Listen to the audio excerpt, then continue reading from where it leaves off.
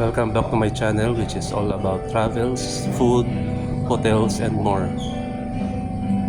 Right now, I'm here at Centro 1771 at Greenbelt 5 in Makati. And we're having our lunch here.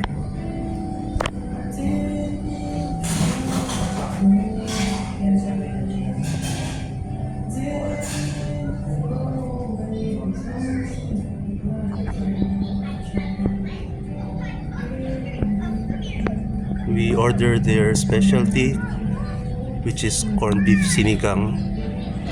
It's boneless beef shank cooked in tamarind broth. Then we're having kare-kare, which is oxtail and ox tripe cooked in peanut sauce. And we're also having rated GG, which is galunggong or mackerel scad. Thank you for watching and enjoy the Saturday, everyone.